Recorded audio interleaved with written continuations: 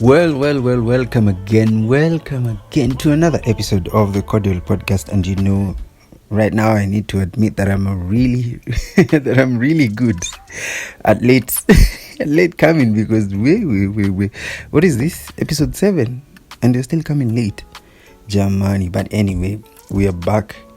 There's no way we are going to miss out on an episode being aired on a weekend, because Germany, what is this? But you know, I think we can just call it a part of life. Anyway, happy new month to each and every one of you. Thank you very much for listening to my podcast since it started. I am really proud to be recording during this month, because in about 2 weeks' time, I will be celebrating my first anniversary with 1 year in podcasting, and I'm really happy. Proud of myself, proud of all the listeners that I have gathered since I started. You know, even for the ones that I've lost, you know, I am still glad, because it's still part of the process. So I am thankful for each and every opportunity that I've gotten to, you know, air out my opinions and my jokes to to random strangers, to friends, and to family. And so, ladies and gentlemen, we're going to jump straight into our new topic. And trust to me, I don't know if you've ever heard of this topic before. As I was sitting down writing down the breakdown for this particular episode, and also the whole general episodes for season 2, it just came into my mind, because I was at a point where I was watching some things. You know, I was watching a particular genre of content, and I was thinking, why not have this as a topic of discussion? Because this particular genre of content is really up and about in our heads, in our daily life. We see the drama that goes on the internet when episodes air, you know, from the start to the end. And I thought to myself, why not have this as a topic where we can discuss and understand, you know, to further lens of how exactly did this content come about, and why is it being so propagated in our lives in this generation. And so I know I mentioned it last episode, but yes, we will be discussing about reality dating TV shows. We will be trying to break them down, and for our part 1, we're going to try as much as possible to understand the psychology of attraction when it comes to reality dating TV shows. And of course, the introduction will have a brief overview of the reality dating TV shows, you know, as a genre and its popularity. And then we're going to try and understand the science of it, you know, the science of attraction, and obviously explore the psychological factors that influence attraction, such as physical appearance, similarities, and proximities. And then the last bit of it will be on the role of editing, and we are going to discuss on how editing techniques can manipulate viewers' perceptions of the contestants and their relationships. Now, I know that is a lot of English to even consider listening, so I would advise you to just go back like 15 seconds before finya to your back kidogo, and then you will go back to where we started. But anyway, as I've said, our introduction will be a brief overview of what exactly is this genre and why is it popular in our day and age. And ladies and gentlemen, I know when we're talking about this particular topic, it has already hit your mind. If you watch these things, you know about the Ultimatum, you know about Love Island, you know about what do you call this Lana TV show? This Netflix TV show, what's its name? For Lana, it has really slipped off my mind. But yeah, you know all these TV shows that we are going to discuss about. And to be honest, these things are captivating. I won't lie. To me, there are times I get bored watching them or trying to check the difference in either of them. But then again, there's something that captivates me each and every time there's a new season that comes out. Each and every time there's something that comes out, and you just see how people interact on social media, and you're like, let me go and see how this particular show went about. And I will give you an example of one, and this is Love is Blind UK, this year's output. Let me tell you, I have never watched Love is Blind at all, even one episode. But this year, when it came out, and people had already watched it, and people were giving their opinions and all these things. So I was on Twitter, of course, scrolling through, and there was this particular guy who was being fronted as a really nice guy, as a really good guy who deserved better, for lack of a better word to use. And even on Instagram, I saw a post of this guy. He was handsome, he's tall, he's all these things you might see and be attracted on if you're of the opposite gender. But of course, because he's part of my gender, I think I can just admit that yes, he was good looking. So I saw of all this commotion on the internet, and I was like, I'd really love to know what exactly are people calling a good man.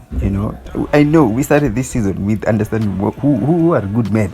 So yeah, I was a bit skeptical of watching this thing. So that caught my attraction and my interest, and I went, downloaded the episodes, watched it from the start to the end, and I completely understood why people reacted that way on the internet. And there comes about the popularity in it, where people are always talking about these things and having their different opinions aired out on tweets, on posts, on stories. And to anyone who has never watched this kind of genre, you get these questions that you ask yourself, and you're like, am I missing out on something? Am I missing out on watching some good content? Am I missing out on these conversations when people are having it? Should I watch it so that I can involve myself in the conversations? And these are the questions we ask ourselves when it comes to the popularity of the shows. So basically, these reality dating TV shows, from my perspective, have come about because people in the content creation world or industry have realized that dating has become a really hot topic, whether it is on social media, whether it is real life scenarios, all these things. And there's this perspective that is always thrown out of people always seeking out people they are compatible with, people who they can journey with together and fall in love and have all these stories of happily ever after. And they knew how to capitalize on that, and there are many dating TV shows that have come about, and all of them try to be different on how they do things.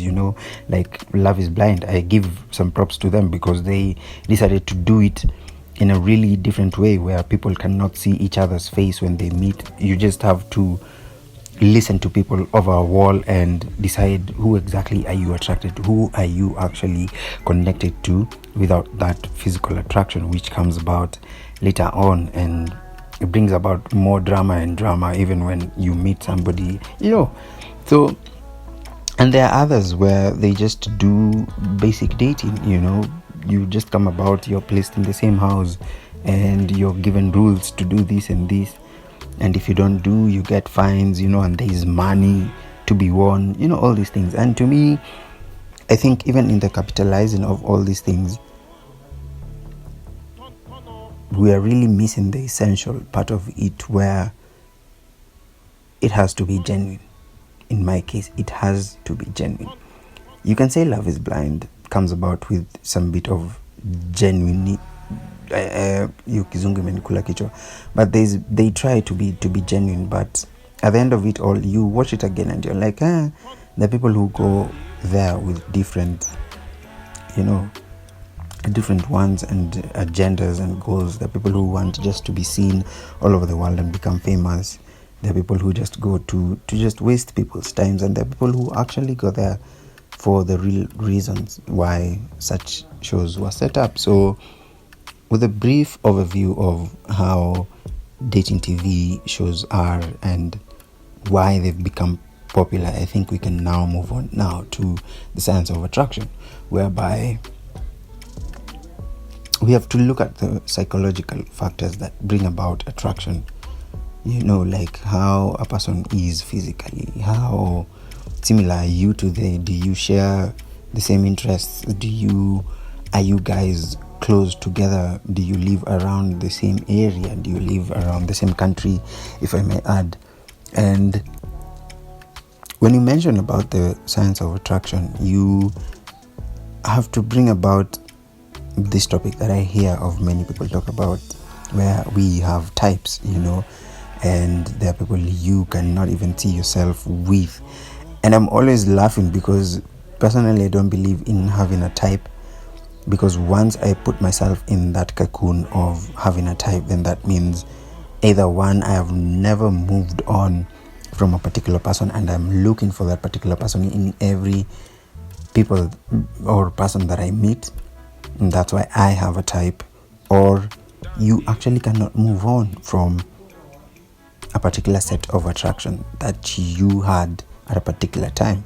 And for me, I can say in my personal life, I have always been open to getting to know people.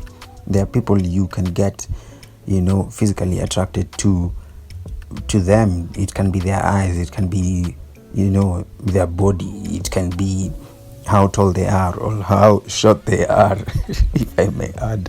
And attraction varies to people, and I think that's the beauty of life, where you can recognize that this person is actually beautiful. Their smile is beautiful. This other person, their eyes are beautiful. They encompass a lot of things. And for me, that's only the first part of it. Boom. That's the first part of it, being attracted. And I know we've heard of people talk about you can't be with somebody you're not attracted to.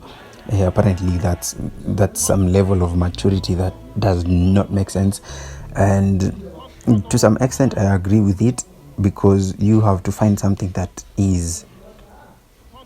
attracts you to them.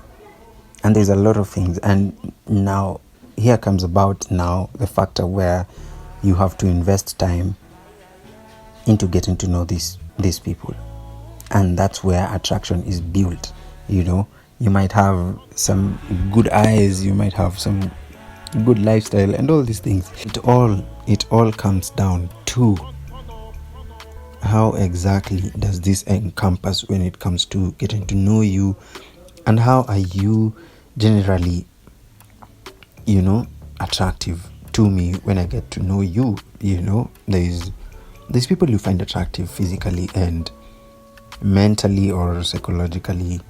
They really undo everything that you thought you were attracted to them on. And for me, I take it as a whole process when it comes to attraction. However much the physical appearance is a big thing, I think we were created in a way to experience people from the start to whatever end there will be. You find somebody attractive from how they talk, how they probably do their things, and when you get to know them time over time, then you learn on how they handle their lives, and you're like, yes, I'm actually attracted to this guy. And so all these factors come about when it comes to the science of attraction. And you sit down and like these topics come about even in the outside world when you're having discussions with people. And for me personally, I go down and I sit on my bed or my chair, my desk at home, at work, and you think of the people you've been attracted to or the people you're attracted to at the moment, and you try to piece things together on how exactly are you attracted to them. Why are you attracted to them? Why do you have a type, if you have a type? Or you try, as me, I try as much as possible to figure out if I have a type, and if there is, then I know there's some work I need to do from my end personally. So it is a whole process for me. I think for me, I love introspecting on a lot of things instead of just letting things play out and just being there and being in the commotion of things. So even with the understanding of the science of attraction, which is another long topic that I think we can discuss with it alone. But yeah, we are going to jump straight into, the role of editing and discuss how editing techniques can manipulate viewers' perceptions on the contestants and their relationship. So as I was writing this thing down and trying to piece things together, I tried to understand why exactly do people edit things out, and you come to the basic factor that people are trying as much as possible to create much revenue for their shows, for all these things that they're trying to create, all this content that they're trying to create. So they will edit it in a way that brings more attraction to the content and not to give the whole context of how things panned out. They're like TV shows, like I've talked about Love is Blind, where it's a whole show, and when they're done with the recording, then they take a bit of time and then they do these reunion shows. And when you've watched everything else before the reunion is aired, you always have questions that you think if you were the host you would have asked deeper and deeper questions, and you don't think the allocated 45 minutes would actually work on opening up on things and having full conversations on why things happen. And I think, to me, that's a really big undoing to our community and our lives, because the conversations that need to be had, they're things we watch and you desire some answers. You want to know the full extent of it, because these are people who are having an experience and you're watching them. And to me, I find it really, really, really sad that we can't have a full encompassed discussion where people can actually lay down all their issues and solve them and move on as better people. At the end of the day, we are left with questions, even more questions than we thought we would get, answered even in the discussions that they have later on. And then you see now it evolves to people creating TikTok videos making fun of things. And I'm always sitting there and I'm like, nah, this is not how things should be handled outside here. Personally, I don't think it should be handled that way, because there's more to it than just 45 minutes. Let's get more. Do sets of those 45 minutes per couple or per relationship, and then we get to understand how things work. Then we become a better community. For me, I've always seen content creation as a way to show people how other people are living, how other people are handling their things, and you can definitely learn from them. A lot of it you can learn. But as I've mentioned, all these editing skills and techniques are used to manipulate the perceptions of contestants. And you see all this from the comment sections of videos on TikTok, on comments, post on Instagram posts, and you're like, people really have different view sets, especially, and they obviously base it on how they've lived their lives. And instead of coming together and understanding and appreciating each other from the different lives we've lived, and then we set out on the actual principles and basis of how to understand a particular content, then it becomes a whole discourse of people arguing, mine is right, you people don't know what you're doing, oh, you people are pick me's, oh, you people are simps, all these words come about, and you wonder, then why are we having conversations about these things?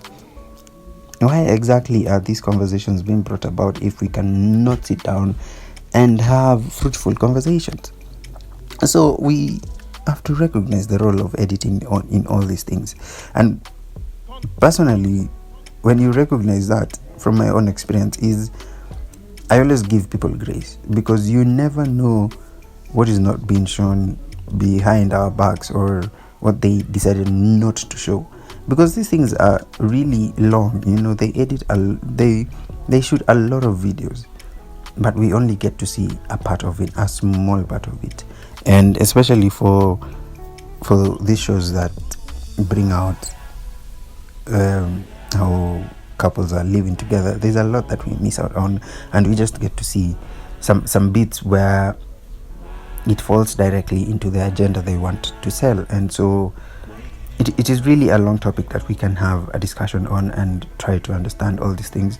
But the main purpose of it is understanding that there's a way these dating TV shows are created, and there's a reason why they are popular right now, and there's a reason why they keep propagating the same things over and over again to us, the viewers. And so it is really recommended for you to be of sober mind when you're watching it, and when you're having discussions about it and conversations, and then get to learn why other people think differently than yours, and then have such conversations at a larger scale, and just understand that all these things are not as we perceive them to be, and have just that small bit of introspection when you're watching these things. I know it is entertainment. I know it is good to be entertained with such things. I know I am not fun at parties if I am discussing reality TV shows with this seriousness. I know all these things, but it comes to a point where we actually have to realize that all this content that we are being fed are really affecting our lives. They really are. And you can see it. You can always see it. You can always see how a person reacts to conversations. You can see how people, handle conversations without even thinking much about it. You will just know this particular person has a particular worldview, and they don't want to move away from it, or it is distorted in some particular way. So that has been part 1 of the reality dating TV shows breakdown, part 1, where we discussed the psychology of attraction. Now, next, on our second part, we are obviously going to discuss the drama and the conflicts that come about with these shows. I know that is a topic we need to discuss as a whole, and that's why I set it as the part 2, because it forms the basis of why these things are popular. I think it's the drama that comes in. It's how people handle the conflicts that they get in these shows that make these shows popular, that make people want to watch even more, and so it has been a pleasure. Thank you very much for listening in. As I've said, happy new month. As we are coming to the close of 2024, I hope it has been fruitful to you, and I hope you have a blessed week, a blessed day as you're listening to this.